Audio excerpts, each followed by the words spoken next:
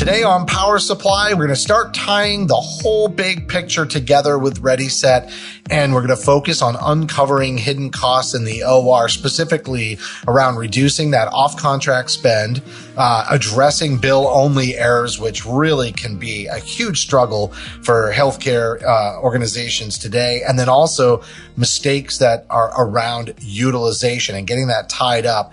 The nice thing about today's episode is we're not going to just be talking about it. We're going to be giving real world examples of success that ReadySet has had out in the field, which I'm excited to dive into because we're going to really contextualize the impact that having a technology like ReadySet to help you with those bill-only POs and that off-contract spend management and really making sure you've locked in utilization. That's all going to be in the conversation today.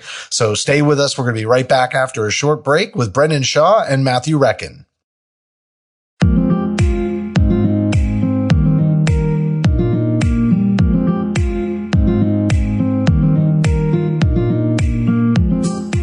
Welcome to the ReadySet podcast series. I'm here with Brendan Shaw, Chief Revenue Officer at ReadySet Surgical, and Matthew Rechin, Chief Commercial Officer at ReadySet. I've spoken with both of you already in this series, and we're kind of tying some things together. We're on the back nine, so to speak, with one more to go.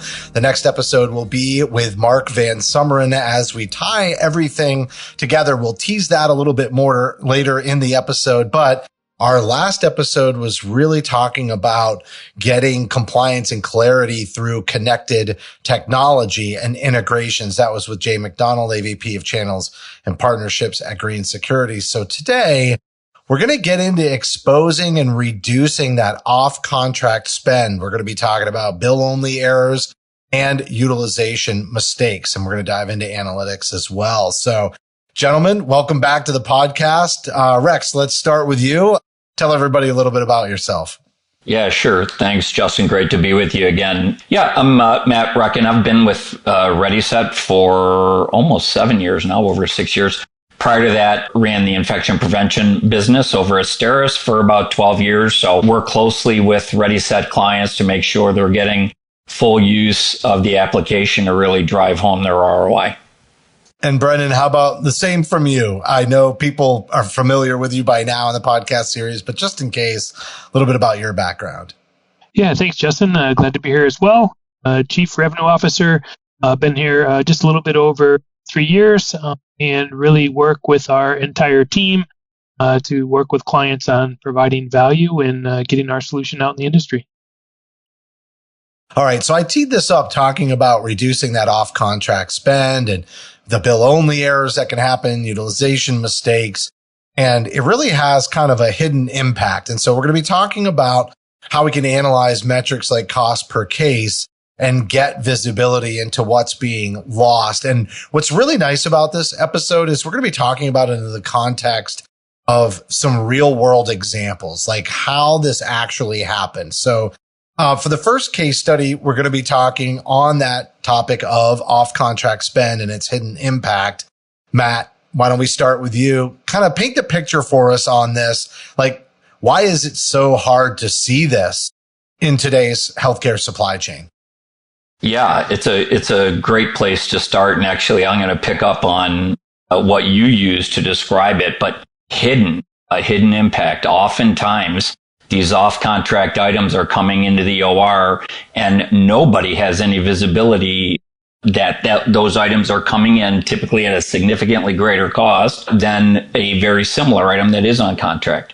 There are a ton of reasons for that. First, everyone's trying to do a great job. Vendors are trying to make sure that those surgeons have exactly what they need in order to do the great case. Vendors want to make sure that their surgeons make sure that they are using the latest and greatest.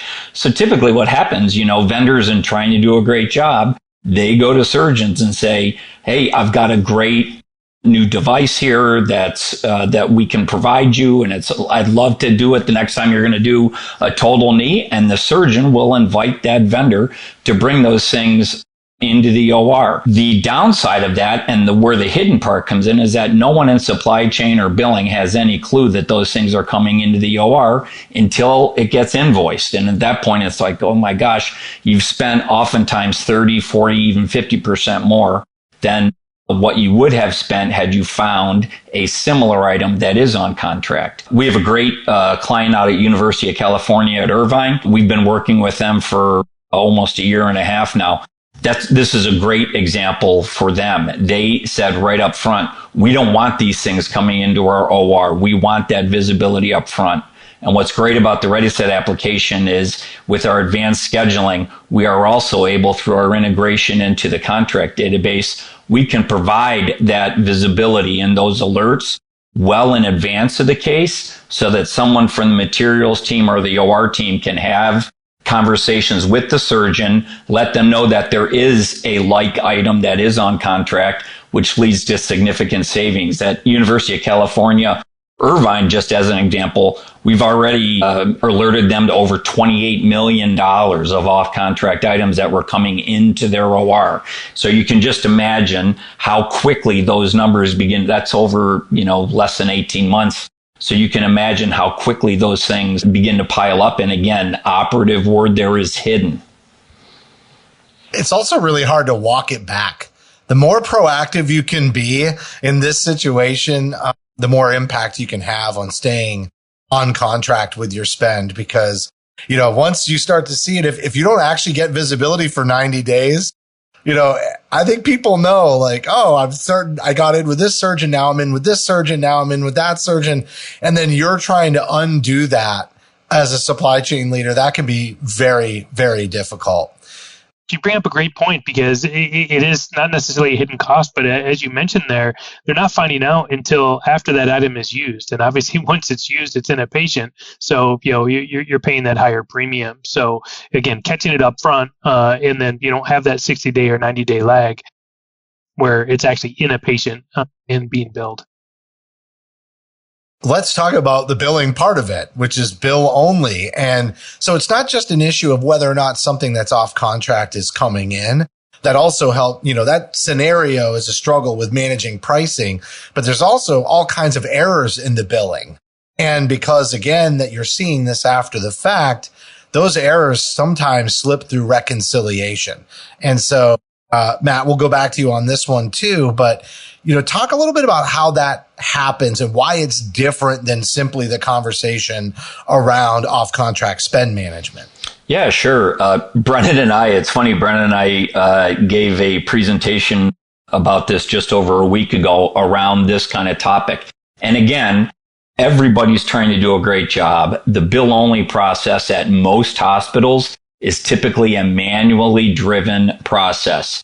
That vendor is going to submit their charge sheet. Someone in billing is going to go through it. They're manually going to match that up. But at the end of the month, the phones start ringing because vendors want to get paid. So they want to know where their POs are. So throughout that manual process, that's typically where you'll start to see errors. Things like duplicate bills being issued, wrong price being issued. Again, vendors are trying to do the best job they possibly can. There's no way a vendor is going to know the thousands and thousands of items that they have on contract at a given hospital. So they put down the price that they believe it's supposed to be. The other thing that typically slides through is on the utilization part, where the vendor may be in the OR saying that, 5 screws were used, but the patient's chart reflects maybe only 2 or 3 of those screws were used, or those types of things. They're very, very hard to reconcile. So those errors, they also lead to significant cost overruns. And again, going back to your word of hidden, you oftentimes don't find them until well after the fact. We've got a great client down in the Atlanta area, Northeast Georgia. Significant growth out of that hospital. They're just doing unbelievable things down there, taking care of thousands and thousands of patients, great and healthy outcomes. But they noticed that they were having a significant number of utilization errors that were coming through, and they were able to fix those before the PO was cut. So now, not only do you have a charge sheet that's accurate, you've got a PO that's accurate, and you're only paying for what you actually used. Yeah, it's also interesting when you think about the clinician's perspective on this, what's in the chart versus, what's on the invoice or the bill only, PO request is, I think that can create conflict because if you're going back, especially 90 days, 60 days, 90 days later, like, I'm sorry, but I worked as a nurse. You're not going to remember what exactly was used in that particular case. And it just leaves so much ambiguity about which way you're supposed to go. I mean, the hospital's trying to save money, but the vendor's saying that the product was used. And I think just getting some clarity around that can really reduce like some unnecessary friction. And the closer you are to it from the actual day of the case and the procedure, the less likely you're going to have that confusion and that friction happening. I thought too, we could talk about the case cost metrics that kind of help with this. So, we talked about that. This is one of those ways to sort of get a handle on that. What's an example, Matt? Yeah, sure. So case cost metrics and the way that ReadySet looks at them, we look at them through a number of different sight lines. So as an example, those utilization errors that we were talking about, making sure that the hospital isn't paying for more than what was used. Duplicate charge sheets getting submitted, two charge sheets being submitted for the same tray. Price discrepancies, things of that nature. All of those things add up to a cost that we can now assign and give those people in the supply chain much greater visibility into what is our actual cost per case. And again, previously, you had to find it through a number of different data sets in order to be able to validate it. Now with ReadySet, literally at the push of a button, you can see it not only by surgical group, surgical type, you can see it by surgeon, by vendor, even all the way down to the vendor rep. Even if you want to be able to identify how often have we brought in things that are off contract? How often have we had a charge sheet show up that's got some type of an error on it? How often have we had a late delivery because of when the case was scheduled or something like that? Or how often have we had to delay a case or reschedule a case because the trays weren't ready? With ReadySet, again, now you have kind of that single source of truth that's available to you literally at the push of a button. But it also allows you to drill into the real details of it to find out what is our actual cost per case.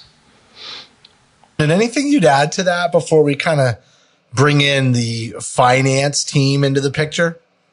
Yeah, I think there's a couple things that come to mind when you look at the analytics component of it. A lot of our clients are actually using that data to help improve vendor relationships. So they're looking at, hey, who's delivering late from a trade perspective or not picking up equipment? So because we're able to track all of that information, it gives them good insights for their QBRs with the actual vendors. And what we've seen is it's actually improving vendor relationships by working together to figure out where those issues are.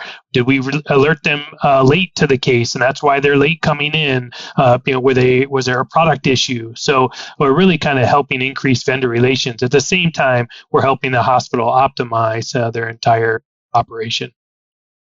We just hear so much conversation around transparency. And, there's some limitations to that, but in this particular case, there isn't. And so I think it's pretty straightforward. And so, facilitating those transparent conversations, it really should enhance those relationships. It's almost like it's intuitive that it would work, but it's like, how do you direct the conversation with factual information and something really objective to talk about instead of, hey, this is what so-and-so said, and you're kind of teasing through that information, or you're questioning the accuracy of the data. And so it just like breaks down that whole transparency.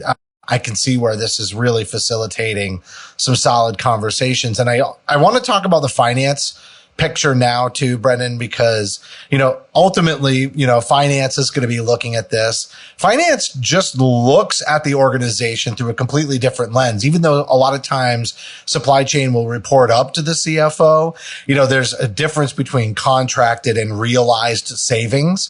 And so there's always some work to really align those perspectives. But how does ReadySet work to align supply chain and finance priorities with that visibility and trying to get that bigger picture all tied together so that you can see like the real impact and where the improvement opportunities are? Yeah, and I think Matt mentioned this in some of the above, right? Through our analytics is really where we're aligning most of that data.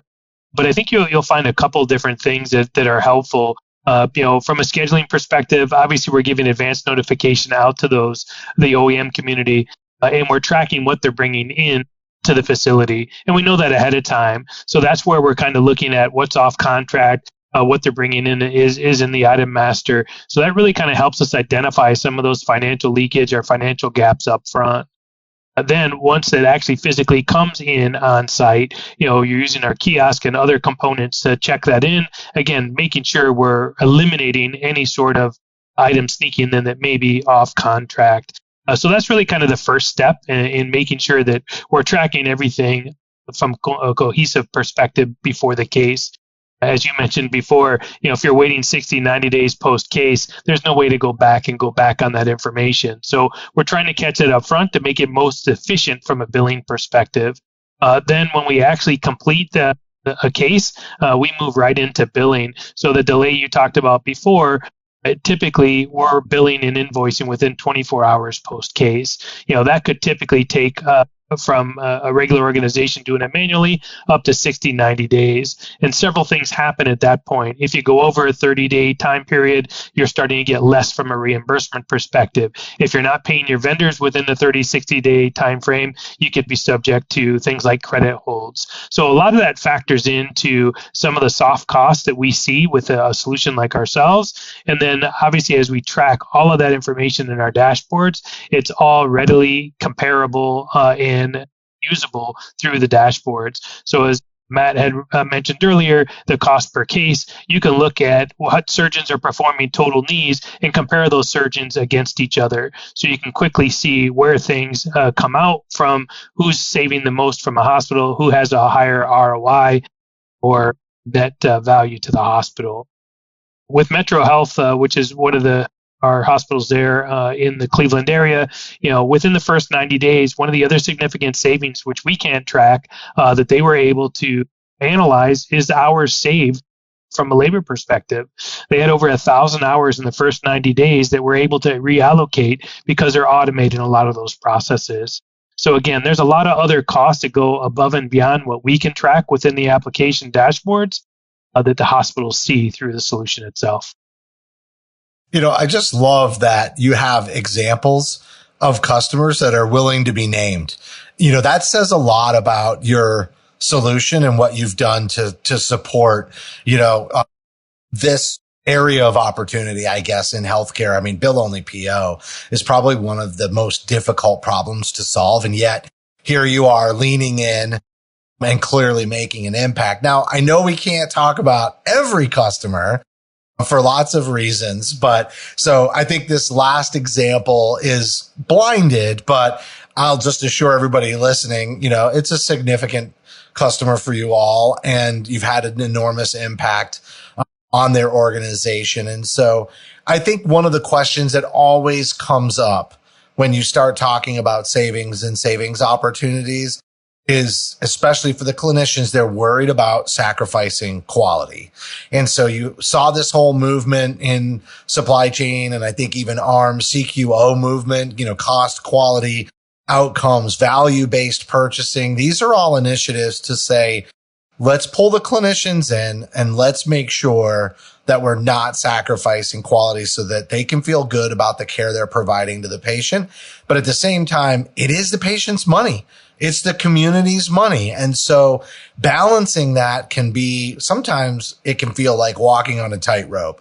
And so I'd love to hear, I guess, Matt, we can go back to you to kick this one off, but just some examples of how you can achieve savings without sacrificing care quality. And I'm thinking in the back of my mind with this is like, you're also building clinician confidence in doing so.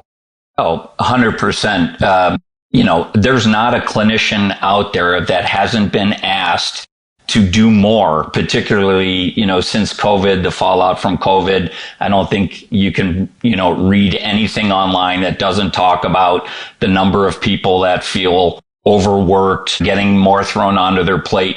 And typically when you talk about these manual processes that Brennan and I have just described, it's the clinician that bears the burden of those manual processes. So, this large client, large IDN, has facilities all around the country. They were able to have a significant impact on quality of care. I think it was Jeff Gates last time we spoke, who was talking about nothing matters if we're not taking the very, very best care of the patient. And ReadySet is all about that. So our goal is to figure out how do we eliminate a lot of those manual processes so that you can focus more on the patient and healthier patient outcomes. And, that particular client that we're talking about, we had over an 80% in their late tray deliveries. So just think about late tray deliveries. That's the 50 trays show up at 8 p.m. for a 7 a.m. case the next day. That puts all kinds of stress on the folks in the SPD. Now they're trying to get through not only the load they had planned to get completed, but they have to get these trays so that that patient can have surgery at the time the patient expected to have it. Those utilization errors, again, that would require someone from the OR to go back and look at what happened 2-3 months ago. Now, with this particular client, we identified over 5,000 separate utilization errors totaling over $4 million in recoverable savings. And pricing errors. Again, when the vendor submits a price unknowingly that is incorrect, someone needs to go back in and look at it. That has resulted in almost $1.5 million in added savings. All of that to say is our job isn't to say we can help you work better, we can help you do faster. Our job is to say, why do those manual tasks exist at all? And if they do, how can we eliminate them by bringing technology into the equation? With that particular client that we're talking about, we're certainly happy to say we've been able to do so in over a 15-month period of time that we're really thrilled about. That conference that Brennan and I were just talking about, they had to add chairs so that people could come in and join in, because everybody recognizes the challenges that these things are causing, and more importantly, the cost overruns that they're driving. So it's no longer kind of the, we get it, we got to do better. This is, clinicians want to get these problems fixed. Well, let's also talk about how this has shaped their strategy. And I think you had mentioned to me specifically around service agreements, which sometimes, I'm not necessarily I know there's a service kind of component because the rep is in the room with bill only PO, but it really sounds to me like your strategy around the bill only PO got expanded in this particular case and has really had maybe a little bit more of a transformational impact, if you can talk about that. Yeah, sure. And Brennan touched on it earlier. And again, everybody is trying to do the very best they can, from the vendors to the clinicians to the billing folks to the SPD team. Everyone is trying to do the very best job that they can. We have clients that have looked at things such as initiating into their agreements that let's all agree as to what an acceptable amount of time is to get a tray delivered here. Let's all agree as to what an acceptable amount of time is to get your trays out of here. Because if you don't do those things, there's no amount of money that's going to help you because you're not taking care of the patient. So we've seen a number of our clients initiate things into their MSAs along in joint effort with their vendors to make sure that they're alleviating kind of that risk, and they're both agreeing to, let's both agree that we're going to hold each other accountable so that we're ensuring we're doing the best possible job for our patients. So, Brendan, I'd give you an opportunity to kind of add to that. But yeah, I totally forgot about the service part might not be actually the vendor rep. It could even be just couriers and logistics and the aspects of like, how is this inventory just creating clutter in a lot of cases in these departments? And we all know it's sitting in the sterile processing department. And if you've ever gone through a sterile processing renovation project, or you've talked to somebody who's been leading that as a department manager or director, you know that they start out with X amount of square footage, which is reduced by 30% by the time the plans are done. And they start finding that they had all of these issues around plumbing and wiring and everything that all of a sudden continues to steal that square footage. It's really it's premium square footage that people need. And so, making use of that, I hadn't even thought about that. I'm glad you brought it up, Rex. But Brendan, what else would you add? Yeah, I mean, you hit the nail on the head, right? I mean, these are very, very small facilities. So the longer stuff sits there, it's exposed to lost and broken instrument claims. It's, there's no real estate. So those are all contributing factors. But, and Matt mentioned it before, our job is really to try to ease the efforts for everyone involved. So making sure that the reps, have an easy process to follow, their couriers have an easy process to follow, it can be tracked, and really, coming down to improving that patient care. So, that's really where things are at the heart of it. And, what we're looking to do is bring all those teams together to make sure there's an efficient process to move things forward. All right, gentlemen, we're at the end of the interview, but I do want to give both of you an opportunity for some final thoughts. And I also want to let everybody listening know that you can get access to the Metro case study that we referenced during today's discussion. And so I'll let Matt or Brendan let you all know how you can reach out and get a copy for yourself. But I think, again, when we talked about transparency, there's nothing more transparent than a case study that's really detailing the benefits of a solution and everything that can be had from that. So let's start with you, Brendan. Final thoughts before we wrap up the podcast. Yeah, no, I appreciate it, Justin. This has been great. We do have the case study available on our website, so ReadySetSurgical.com. We are also available at any time. We have some good ROI metrics that we can provide. We will be putting up an ROI calculator on our website to allow you to kind of go through that. But as companies start looking at, where can they find the savings, there is real potential here, and we'd be happy to talk to anyone on that. And Matt, really a pleasure talking to you again as well. And I think you're up for the final episode. That'll be next with Mark Van Summeren. But so this won't be the last anybody hears from you. But some final thoughts for today's episode anyway. Yeah, sure. Well, first, thanks again for the time. I always love these conversations. But every clinician that Brendan, myself, other folks on the ReadySet team talk to is all talking about these things. And quite honestly, the thing that we hear most often is the last time we made an investment in this IT thing, it was underwhelming. It didn't do what we thought it was going to do. It wasn't able to integrate with this system. So all of the great things we thought we were getting, we weren't able to. And so, there's this skepticism around, are you guys really going to be able to do it? With these types of case examples, the case study that Brendan referenced that we're able to provide, I think we're able to demonstrate that this is technology that is easy to use, really illuminates a great path forward for you to make better decisions, and most importantly, helps you provide better patient outcomes at a reduced cost.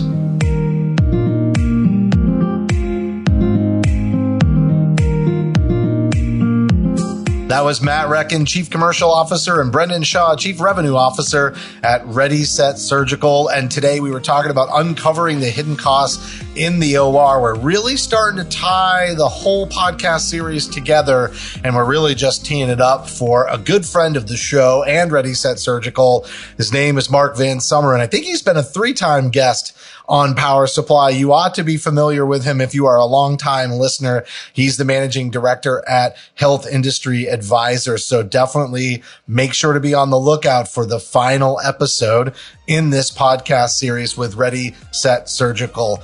Great job, Brendan and Matt. And thanks so much for listening today on Power Supply.